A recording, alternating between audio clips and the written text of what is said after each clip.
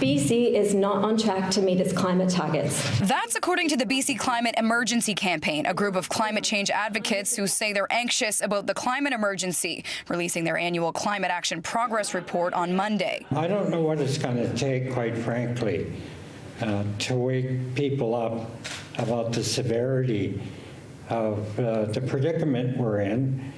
And more worrisome is the worst is yet to come. The advocates say the province's ongoing support for fracking and liquefied natural gas and allowing thousands of new homes to connect to gas is undermining efforts to reduce greenhouse gas emissions, locking in climate pollutions for decades.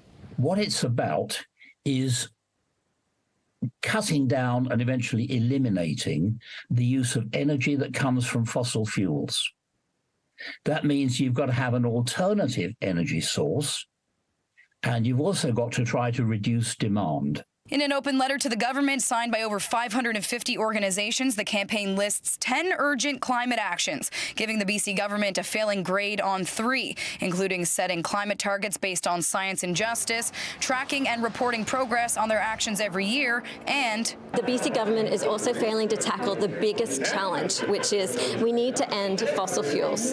We need to end fossil fuel use. We need to end fossil fuel extraction, and they're not doing that. They're continuing to act as if they can have their cake and eat it too. BC received a minor progress grade on the other 7 actions, things like transportation, buildings, and investing in a zero-emissions economy. Dr. Melissa Lam, a Vancouver family physician, says she's seen the direct impacts of climate change on her patients. My office filling with patients asking for refills for their inhalers when the smoke comes to our cities, from the most cases of heat illness I'd ever seen in my entire career 2 summers ago when the heat dome descended upon the Lower Mainland. A statement, the Minister of Environment and Climate Change Strategy says the government is working on a number of climate fronts. This includes implementing our new Energy Action Framework, which includes developing regulated reduction of oil and gas emissions by at least 1/3 by 2030 to ensure we meet our targets, and establishing a Clean Energy and Major Projects Office to support clean energy projects like hydrogen and renewable electricity. The BC Climate Emergency Campaign says the government is in a reactive state and needs to hit the ground running with its plans. They're also asking the government to turn its official Clean BC plan into a climate emergency plan through a speedy implementation of the 10 actions outlined in the Climate Action Progress Report.